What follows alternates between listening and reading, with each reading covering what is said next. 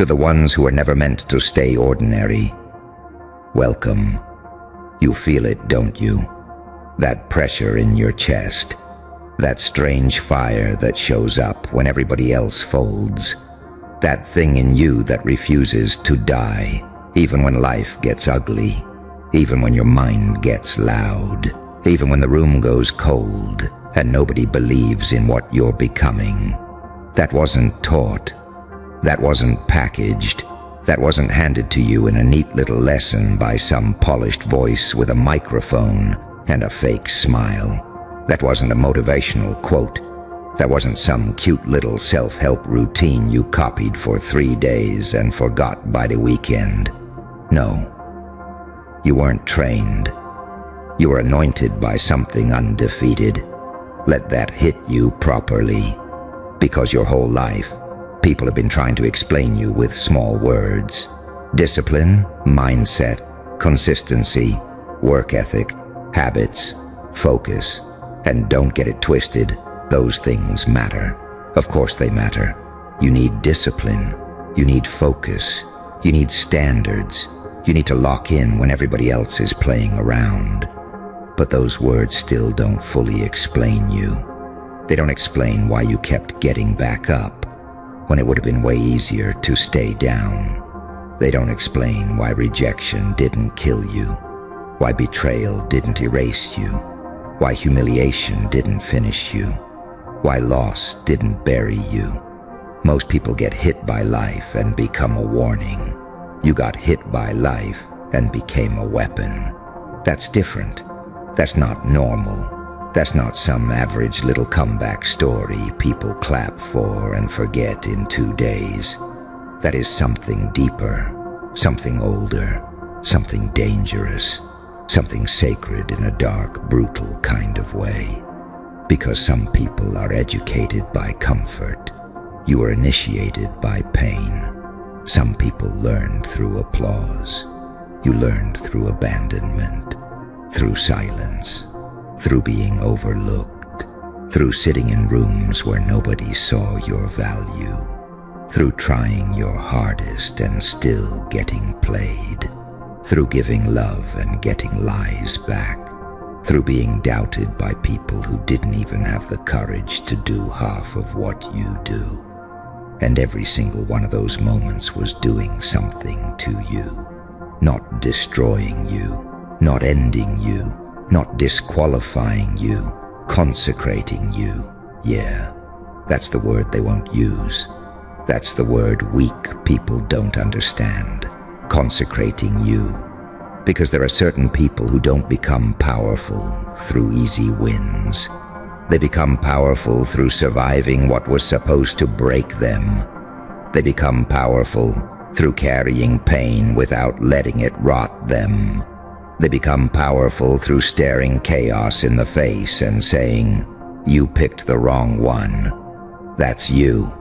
You were not made in a clean environment.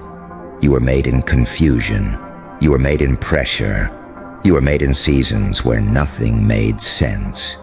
You were made in nights where your thoughts were louder than the world. You were made in days where smiling felt fake and breathing felt heavy and still.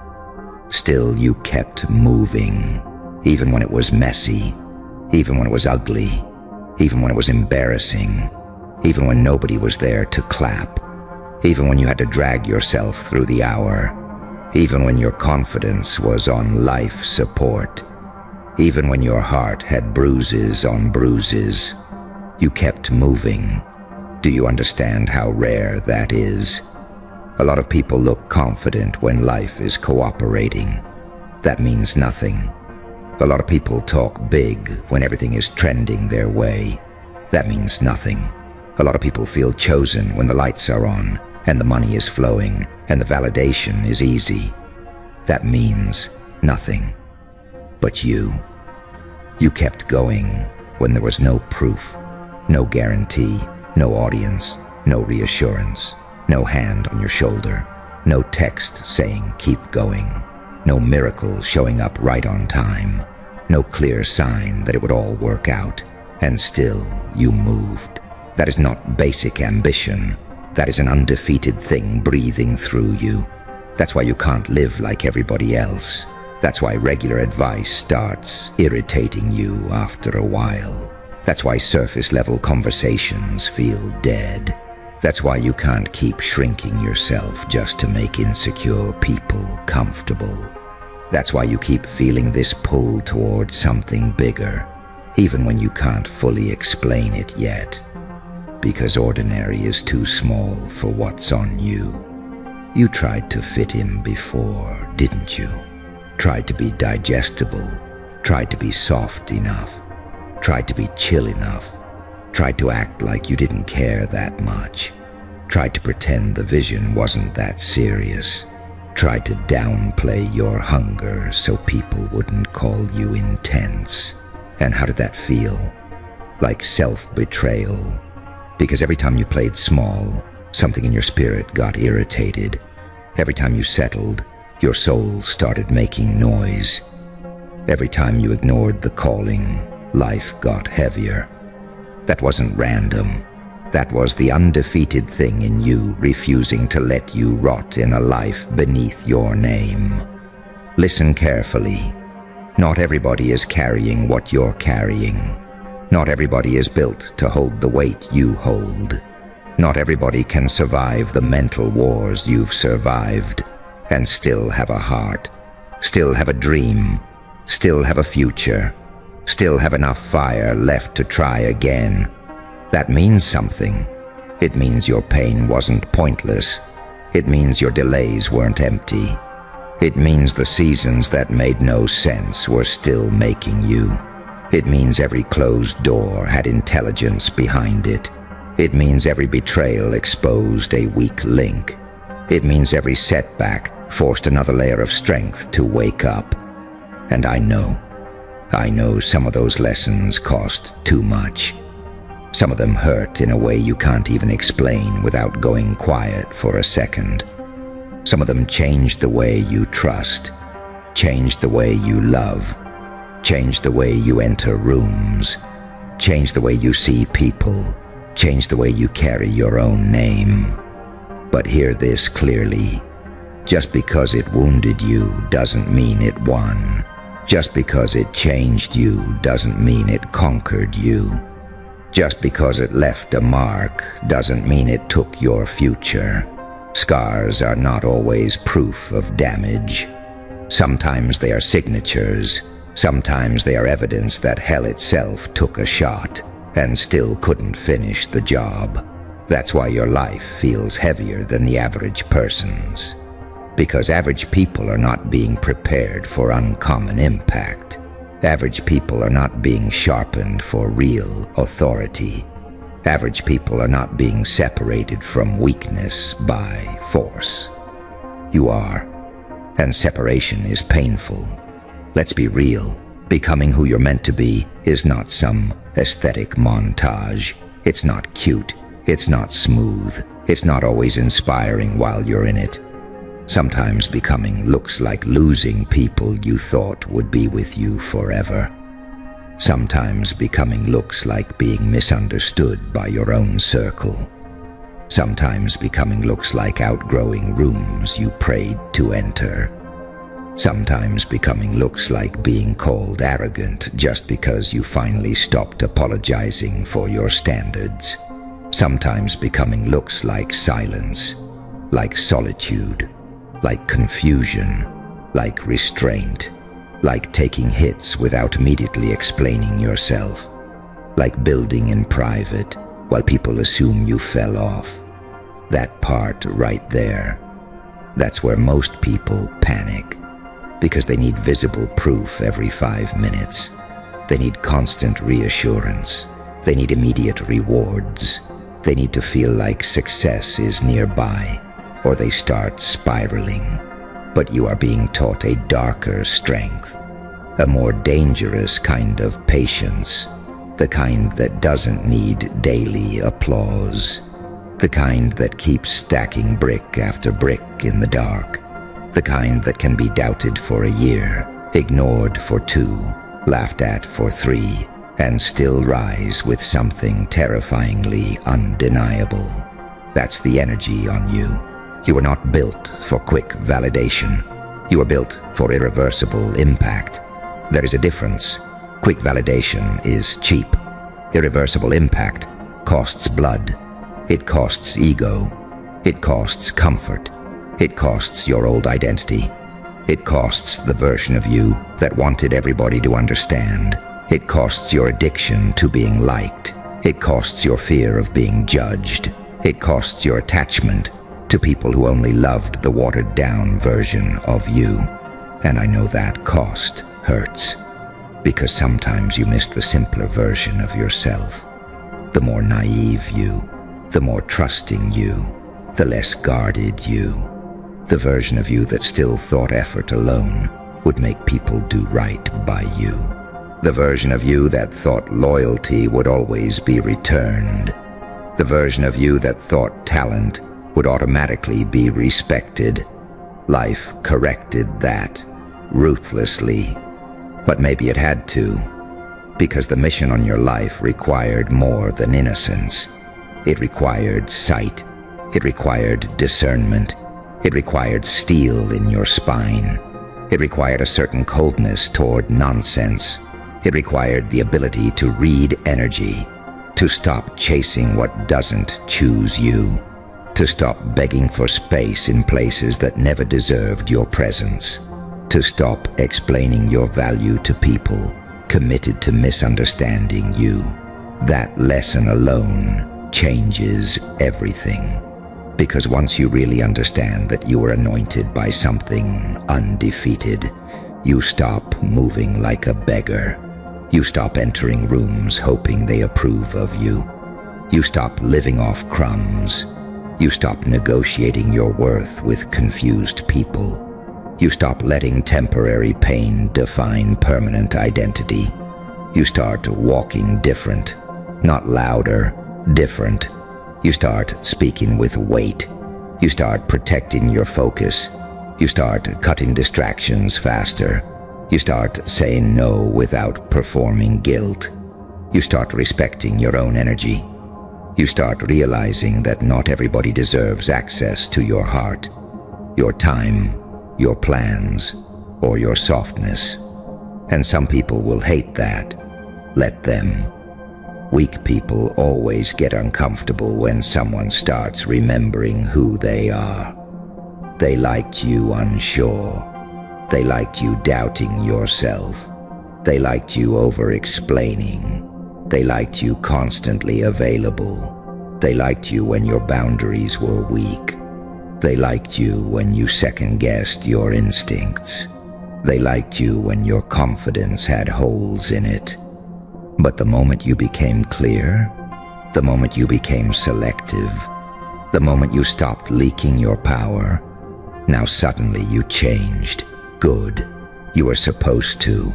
Growth always offends people who benefited from your confusion.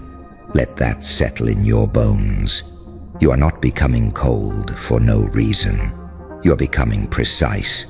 You are not becoming distant for no reason. You are becoming discerning. You are not becoming intense for no reason. You are becoming aligned. And alignment scares people who live in excuses, because excuses are everywhere now.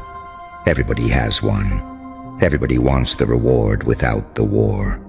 Everybody wants the aesthetic without the sacrifice. Everybody wants the title without the discipline. Everybody wants the glow without surviving the darkness that built it. But you know better. You know what it costs. You know what it feels like to keep showing up when your inner world is in chaos. You know what it feels like to work while healing, to build while grieving, to focus while your thoughts are trying to sabotage you, to keep your word when your emotions are unstable, to carry responsibility when part of you is exhausted. That kind of strength doesn't come from reading one book or watching one video. That comes from being marked by something relentless. That comes from carrying an undefeated signature. And let's talk about the fear for a second. Because yeah, you feel fear. Of course you do. Anybody pretending they don't is either lying or asleep. You feel fear when the risk is real. You feel fear when the stakes are high. You feel fear when the next level is calling, and the old version of you knows it can't come with you. You feel fear when you realize you're about to outgrow familiar pain and step into unfamiliar greatness. That kind of fear is real. But here's the difference between you and most people. Most people obey fear. You drag fear behind you. You feel it and move anyway. You shake and still speak. You doubt and still act. You bleed and still build. You break and still become. That right there is why you're dangerous. Not because you never feel pressure, because pressure doesn't get the final say. Do you understand what kind of person that makes you in this world? In a world full of people who quit, the second things get weird. In a world full of people who collapse because they didn't get instant results. In a world full of people who post confidence but can't survive silence. In a world full of people who know how to perform strength but not embody it. You become rare. And rare people have to stop asking common people for permission. You need to hear that again in your spirit. Rare people have to stop asking common people for permission. Permission to go all in. Permission to be serious. Permission to be ambitious. Permission to be different. Permission to say no. Permission to cut ties. Permission to protect your peace. Permission to demand better. Permission to believe your life can become something legendary. You don't need it, because what marked you did not ask the world for approval before it touched you. It just chose you. And ever since then, your life has been a battlefield between your calling and your comfort. Your calling says rise. Comfort says chill. Your calling says build. Comfort says later. Your calling says cut that dead weight. Comfort says maybe they'll change. Your calling says stop shrinking. Comfort says don't make people uncomfortable. Your calling says you were built for more. Comfort says just survive. That war is happening inside you all the time. And every day you choose who wins. Not with one giant speech, not with one dramatic promise, with choices, tiny ones, daily ones, the invisible ones. Do you get up when you said you would? Do you protect your focus or keep feeding distraction? Do you honor the vision or keep cheating on it with excuses? Do you tell yourself the truth or keep babysitting your own weakness? Do you act like someone chosen, or do you keep performing like someone forgotten? Because this matters. Anointing is not an excuse to be lazy. Anointing is not a fantasy. Anointing is not you sitting around waiting for destiny to do push-ups for you. No. If something undefeated really touched your life, then your responsibility gets heavier, not lighter. You don't get to waste your days. You don't get to keep making the same soft decisions. You don't get to keep blaming what hurt you forever. You don't get to keep romanticizing your struggle while avoiding your assignment. At some point, pain stops being your explanation and starts becoming your fuel. At some point, what happened to you has to become less important than what you're doing with it. And I know that's hard to hear, because some of what happened to you was foul, unfair, dirty, cruel, the kind of thing that can change your nervous system, the kind of thing that can make trusting feel dangerous, the kind of thing that can make the world feel off. I'm not minimizing that. I'm saying it doesn't get to own you. You are allowed to hurt. You are allowed to process. You are allowed to grieve. You are allowed to be angry. You are allowed to have days where the weight is real. But you are not allowed to forget who you are in the middle of it. That's the line. Feel everything, but don't bow. Cry if you need to, but don't surrender your name. Take the hit, but don't hand over your future. Go through the fire, but don't start identifying as the ashes. You are not the ashes. You are what kept breathing in the middle of the burn. That is who you are. And let's deal with the loneliness too. Because chosen people know loneliness in a way others don't. Not because nobody is around, because almost nobody understands the weight of what you carry. You can be in a full room and still feel like you're on another frequency. You can be loved and still feel unseen. You can be respected and still feel like people only know the edited version of you. You can be surrounded and still feel spiritually alone. That's real. But don't mistake isolation for abandonment. Sometimes you're alone because you're being refined. Sometimes you're alone because your ear needs to clear. Sometimes you're alone because too many voices would contaminate the build. Sometimes you're alone because your next level can't be born in noise. Not every lonely season is punishment. Some of them are preparation. Some of them are sacred. Some of them are where your edge comes back, where your mind sharpens, where your standards get cleaner, where your dependency on external validation starts dying, where you learn that peace is more valuable than being included, where you realize that a smaller circle with real energy beats a crowded room full of weird vibes, where you stop chasing attention and start building substance. That's not losing, that's maturing. That's power getting organized inside you. And once power gets organized, everything changes. Your words change, your choices change, your tolerance changes, your relationships change, your habits change, your posture changes. Even the way you enter a room changes, because now you're not just hoping things work out. Now you know you carry something that has survived too much to play small. There's a certain confidence that comes when you've seen your own resilience up close. Not fake confidence, not loud confidence, not internet confidence, real confidence. The kind that says, I have already survived versions of pain that would have made lesser spirits disappear. The kind that says, I don't need ideal conditions to become dangerous.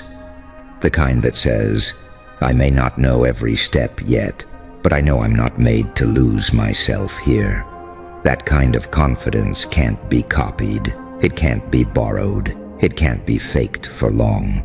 It's earned in private, in suffering, in restraint, in discipline, in spiritual warfare nobody else saw, in battles where the only witness was the version of you that almost gave up but didn't.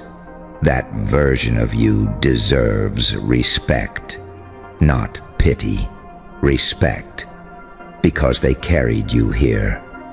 The version of you that got rejected, the version of you that got embarrassed, the version of you that got their hearts smashed, the version of you that felt behind, the version of you that was broke, the version of you that doubted everything, the version of you that had to smile through pain, the version of you that kept going with tears in their chest. That version didn't ruin your story. That version built your foundation. So stop speaking about your past like it was just weakness. Your past contains evidence. Evidence that you are harder to kill than your circumstances predicted. Evidence that your mind can recover. Evidence that your heart can heal. Evidence that your vision can outlast confusion. Evidence that your spirit has a bounce-back rate people cannot calculate. That is not something to overlook. That is something to weaponize. Use it. Use the memory of every time you survived. Use the memory of every time they counted you out and you still stood up. Use the memory of every time you thought it was over and somehow found one more ounce of fight. Use the memory of every closed door that forced you to become more creative. Use the memory of every betrayal that taught you sharper discernment. Use the memory of every lonely day that taught you how to stand without applause. Use all of it. Because if you don't turn your pain into power, pain will keep trying to turn your future into fear. And fear is expensive. It will rob years from you. Years. Not minutes. Not moments. Years. Fear will have you overthinking instead of moving, waiting instead of building, explaining instead of executing, hesitating instead of claiming territory that already has your name on it. Enough.